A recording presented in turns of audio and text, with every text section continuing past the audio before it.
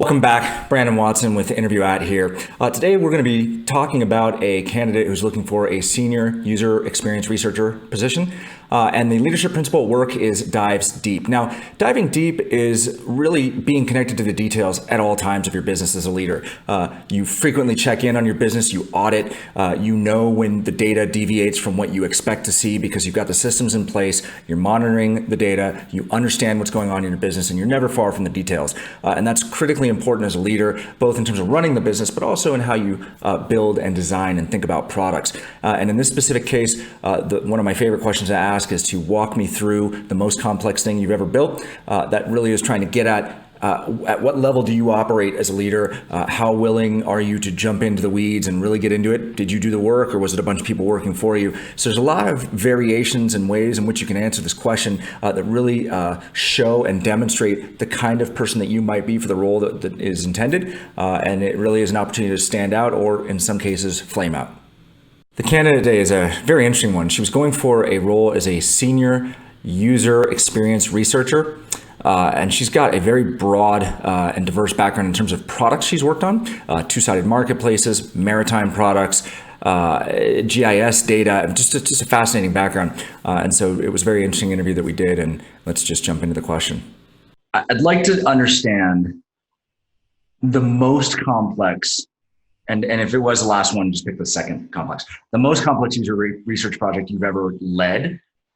And specifically to start, just walk me through the situation. I'll have follow-on questions, but I'm curious to just understand, like, what do you believe to be the most complex research project you've ever led? Well, the last one was definitely the most complex because of but before that, another complex one was working on a double-sided marketplace. Okay. That was complex in the fact that you're trying to serve the needs of two different sets of users and satisfy them simultaneously. And so for that was with my own startup, which was a platform to connect parents, expecting parents to fully vetted nannies. Yep. And so you have to meet supply. You have to first have your supply on hand to fulfill demand.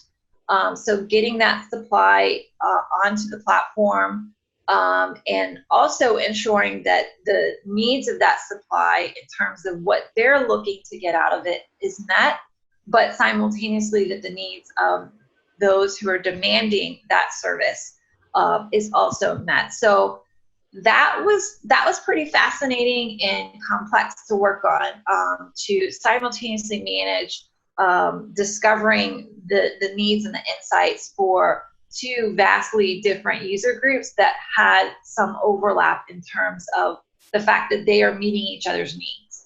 And how do you meet those needs? And then how do you ensure that they don't game the system?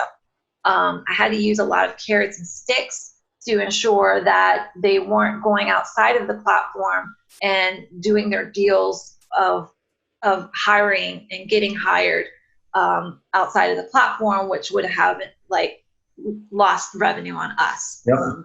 So that, discovering what were the carrots and sticks for that and playing with that in terms of a business model was quite complex and interesting. So let's talk about that notion of, because this is true of any two-sided marketplace, especially for things like Upwork and Fiverr, where you're hiring, kind of, we'll call them expensive resources on a prolonged basis, right? It always helps the provider to be able to get more money and not have their cut taken out, right? So let's choose that as kind of a significant obstacle, right? This notion that you had your buyers and sellers kind of going off network and engaging. Let's dive deep into that one. How did you discover it? How did you discover it? What were the carrots and sticks? Like, how did you just kind of address it? I'm really curious to know how you approached that problem. So a lot came from the user research. So on the side of the nannies, you have to really be very empathetic. And I think in any research, you have to be empathetic, but understanding what are their vulnerabilities, what is the dissatisfaction that they have experienced in previous jobs or roles, what has been their dissatisfaction that they experienced in working through bricks and mortar nanny agencies, or also in working through places like things like Craigslist, right? What were the things that they got blindsided by, right? And a lot had to do with the fact that they couldn't truly negotiate on their contracts, or they didn't feel empowered in that negotiation process. Some of it could be the fact that they are immigrants. It could be related to their social class standing and lack of experience or lack of education. But taking all those factors into account led me to understand that there needed to be transparency in the process so that they felt, so that they were empowered in this in a marketplace. And then in addition to that, understanding that with that empowerment, they are more willing and more likely to refer others, as well as to provide more information, which would have included things like their first aid CPR cards, that the buyers or on the marketplace were very interested in seeing up front, seeing those certifications up front. So how do you get the sellers to provide those certifications up front? And so you have to create a process that empowers them. On the buyer side, the issue was also, it's a blind process. We don't know that this person is fully credentialed. They've had experiences where, they were lied to by nanny agencies, or they're, going on care.com and, there's news articles about pedophiles being on that platform, and all kinds of other criminals that are. So it's all a matter of building trust. So how do you build that trust? And you build that by doing the full certification online and getting the information, doing the background checks and providing that. But you don't release that knowledge or that information until they make that transaction on your platform. So you let them know this person has cleared background checks, but if you want to see the actual reports, here is the you have to make the transaction online. Fascinating. But how did you prevent them from communicating with each other outside of the process? I mean, there was definitely parts of the process where they did have to communicate outside of it. Like, I wouldn't expect someone to just hire someone on the basis of right. a phone call or a video call. I mean, they're definitely going to meet up, but all of that was tracked on the platform. And I had a dashboard which showcased all of the transactions, whether it was messages or interviews that were scheduled and set up, or offers that were made, counter offers that were made, offers that were declined. All of that was tracked. And if it looked like there was a user that was gaming, then we kindly took them off the platform. Okay. And so this question doesn't really, I'm trying to figure out how to re-swizzle this question. I tend to try and pre-script, so I cover all the things I want to cover. No, you've answered that one, especially I'll skip that one. So if you think about this platform, right, and your success or failure, generally in most businesses, there's a series of metrics, right, that you measure, but in general, there tends to be one number that matters the most. So what for that business and that project, and I'm not using the word project is not diminishing. Sorry. No, that's okay. I get it. What single metric best captures the success or outcome of what you did there? I think the North Star metric would have been the number of successful matches, number of successful hires at the end of the day. That was the problem. Matches or hires? Or are you using match as a I would say hires. At the end of the day, I was trying to solve a problem of helping parents and expectant parents hire fully vetted childcare providers or fully vetted nannies, and hire it hire it through trust, basically, which was the tagline: hire through trust. That was the highest level goal of the business, and so that would have been the metric.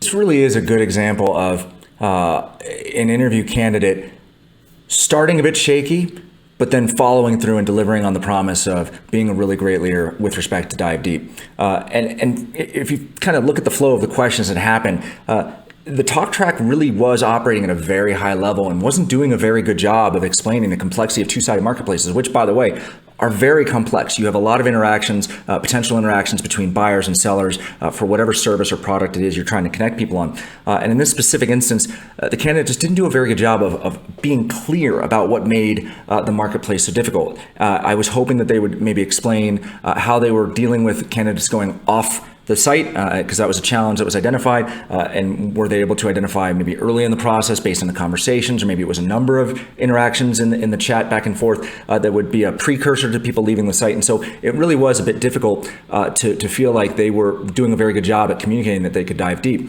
But then when I asked specifically about obstacles, the breadth of knowledge that this candidate displayed really started to shine through. And it really was impressive, the amount of knowledge that they had about their customers, the nannies, the people seeking nannies, the participants in this, and the blind spots that different people would have in terms of what the problems are of the nannies and the information they're willing to give up, and how the buyers have different information blind spots that the nannies need to provide. And so it really was a great understanding of how to dive deep and really truly understand your customer. So a little bit of customer obsession obviously shining through, and it really was just a great recovery in terms of the answer that she gave.